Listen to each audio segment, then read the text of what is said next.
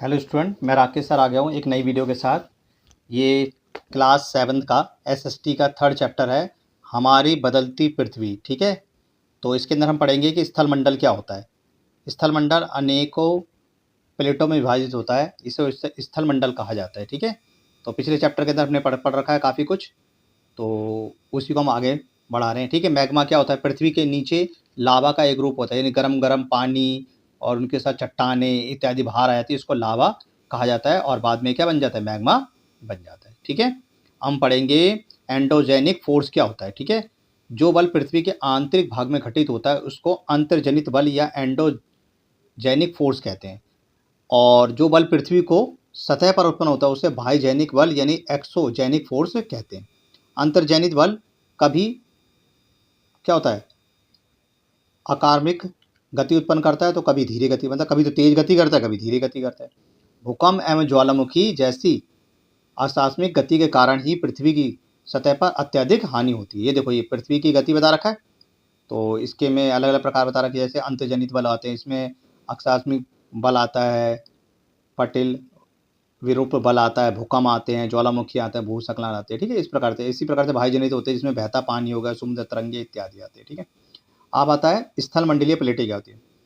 भूपट्टी में अनेक बड़ी एवं कुछ कठोर यानी छोटी कठोर असमान आकार की प्लेटें होती है, जिन पर महाद्वीपीय एवं महासागर की सतह टिकी होती है, उसको स्थल मंडलीय प्लेट कहा जाता है। ठीक है, समझ गए। अब ज्वालामुखी क्या होता है? मैंने बता दिया, ज्वालामुखी भूपट्टी पर खुला एक छेद होता है, जिससे क्या होता है? लावा बाहर निकलता है। ये देखो, इसमें क्या होता है? नीचे की ओर देख रहे हो, ये यहाँ पर मैग्मा है, ये सारा। ठीक है, ये गर्म होगा, गर्म होकर कहाँ बाहर आएगा, बाहर आएगा तो क्या उसे ज्वालामुखी बोलेंगे।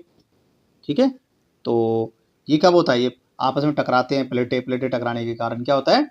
ज्वालामुखी बाहर आ जाता है। ठीक है, स्थल मंडलीय प्लेटों की गति करने पर पृथ्वी की सतह पर कंपन उत्पन्न होती है, इसको भूकंप कहा जाता है। ठीक है, और भूकंप का जो केंद्र होता है उसको क्या कहते हैं?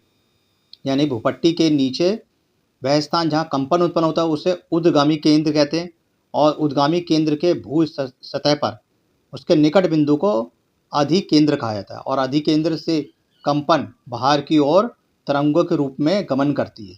अधिकेंद्र के निकटतम भाग में सर्वाधिक हानि होती है, एवं अधिकेंद्र से दूर होने पर भूकंप की तीव्रता क्या कम होती जाती है। ठीक है, समझ गए। तो भूकंप आता है क्या? सब कुछ हिला देता है। ठीक है, और भूकंप से बचने के उपाय पूछेगा आपसे, तो भूकंप से बचने के उपाय क्या है?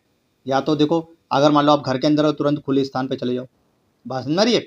और अगर आप घर के अंदर हो और पॉसिबल नहीं है, तो किसी लकड़ी वाली जो मेज होती है, टेबल होती है, उसके नीचे हमें चले जाना चाहिए। ठीक है, भूकंप तरंगे 3 प्रकार की होती है। एक होती है, क्या होती है? पी तरंग, एस तरंग और एल तरंग। ठीक है, पी तरंग को अनुदैर्घ्य तरंग कहते हैं, एस तरंग को अनुप्रसंग तरंगे कहते हैं, और एल तरंगों को पृष्ठ तरंगे कहते हैं। ये 3 प्रकार की क्या तरंगे उत्पन्न होती हैं, ठीक है, भूकंप के दौरान। ये देखो चित्र देख रहे हो आपको, गुजरात में भूकंप आया था ये।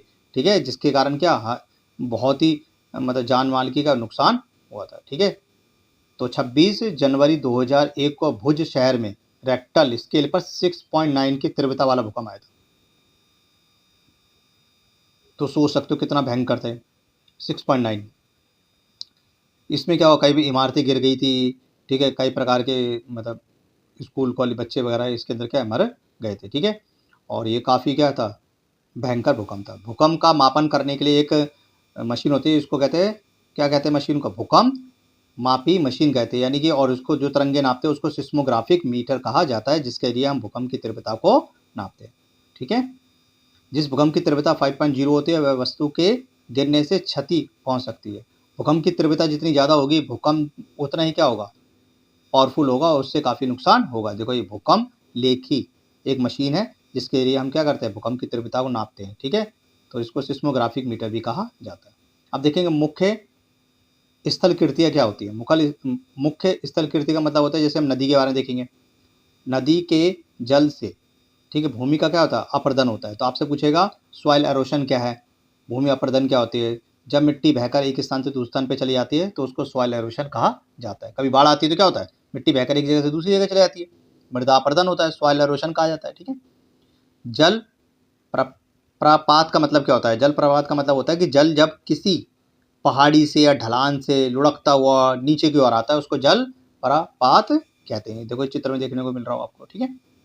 इसी प्रकार से जब नदी मैदानी क्षेत्रों में प्रवेश करती है तो वह मोड़दार मार्ग पर बहने लगती है। नदी के इन्हीं बड़े मोड़ों को विसर्ग कहा जाता है। उसके बाद विसर्गों के किनारों पर लगातार अपर्दन शुरू हो जाता है, ठीक है। विसर्ग लूप के सिरे के निकट आता है और समय के साथ विसर्ग लूप नदी से कट जाते हैं और एक कई प्रकार की झील बन जाती है। इसको चप झील कहा जाता है। ये देखो ना, इस प्रकार की झील हो गई है, ये प्रकार की झील बन जाती है, ठीक है। और इसमें क्या होता है, झील में क्या होता है, पानी भर जाता है, ठीक है, समझ गए। इसी प्रकार से कई जगह तो क्या होती है, नदियाँ आती हैं और पत्थरों को क्या करती है, वो एक प्रकार का डेल्टा बना लेती हैं, ठीक है, तो उनको डेल्टा भी कहते हैं। समझ गए बच्चों। सभी मुहाने के अवसादों के संग्रह से डेल्टा का निर्माण होता है, ठीक है। अब आता है समुद्र के तरंगे, ठीक है। समुद्र तरंगों के अपर्दन एवं निष्पेषण तटीय स्थलकृत बनाती है। समुद्री तरंगे लगातार शैलों से टकराती रहती हैं जिनमें दरार विकसित होती है। समय के साथ ये चौड़ी हो जाती है, इसलिए इसमें समुद्र गुफा बन जाती है। देखो ना, देखने में पता लगा पत्थर में समुद्र, यहाँ गुफा बन गई है, पत्थर से टकराती पानी टकराता रहेगा, उनमें छेद कर देगा तो समुद्री गुफा बन गई। इन गुफाओं के बड़े हो जाने पर इनमें केवल छत की क्षति बचती है, जिसे तटीय महराब कहते हैं। लगातार अपर्दन छत को भी तोड़ देता है और केवल दीवारें बचती हैं। दीवारें जैसे इन आकृति को क्या कहते हैं, स्टैक कहते हैं। समुद्री जल के ऊपर लगभग ऊर्ध्वाधर उठे हुए ऊंचे शैलीय तटों को समुद्री भिक कहते हैं। समुद्री तरंगे किनारों पर अवसाद क्या करती है, जमा करती है और समुद्री पुलीन का निर्माण करती है। अब आता है हिमनद के कार्य करते हैं। हिमनद का मतलब जहाँ पर बर्फ ही बर्फ पाया जाता है, ठीक है। हिमनद अथवा हिमानी बर्फ की नदियाँ होती हैं, ठीक है। ये क्या होती है, हिमनद अपने नीचे की कठोर चट्टानों से शिलाशय मिट्टी पत्थरों को अपरदित कर देती है, ठीक है। यहाँ पर क्या होता है, पत्थर रहते हैं और इनके ऊपर बर्फ जम जाती है, ठीक है। नीचे पत्थर है, ऊपर क्या है, बर्फ जम गई है, इसके कारण हमें पत्थर नजर ही नहीं आते। अब आता पवन के कार्य क्या होता है। देखो रेगिस्तान आपने एरिया देखा होगा, तो रेगिस्तान में क्या होता है, बहुत ज़्यादा मिट्टी पाई जाती है, ठीक है। यहाँ पर बालू के कई टीले बन जाते हैं, टीले आकार के बन गए तो बालू के टीले बन गए। आपसे पूछेगा कि रेगिस्तान का जहाज किसे कहा जाता है, तो बोलोगे रेगिस्तान का जहाज जो है वो है ऊँट को कहा जाता है। देखो इस चित्र में देख रहे हो, ये ऊँट है, ये बालू के टीले बने हुए हैं, ठीक है। तो राजस्थान एरिया के अंदर बहुत ज़्यादा मात्रा में क्या होता है, रेत पाई जाती है।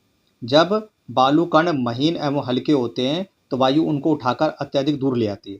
जब ये बालू कण विस्तृत क्षेत्र में फैल जाते हैं तो उसको लो एस कहते हैं। चीन में विशाल लो एस पाए जाते हैं, ठीक है। तो बच्चों ये चैप्टर इतना ही था, इस चैप्टर में ज़्यादा कुछ नहीं था। इसमें हमने पढ़ा है प्लेटें क्या होती हैं, ठीक है, और बाह्यजनित और अंतर्जनित बल क्या होता है, अपर्दन क्या है, ठीक है, बालू टीला वगैरह हमने पढ़ लिया, चाप झील क्या होती है, ये सब हमने पढ़ लिया, ठीक है। तो आई होप आपको ये चैप्टर समझ में आ रहा होगा, ठीक है। तो सही बच्चे इसके क्वेश्चन आंसर कर लें, ठीक है। बहुत ही आसान ये चैप्टर था और इम्पोर्टेंट चैप्टर है ये, ठीक है, समझ गए। तो इस चैप्टर के अंदर इतना ही और जल्दी मिलते हैं आपके साथ, ठीक है, नेक्स्ट वीडियो में, ठीक है। तो बाय बाय।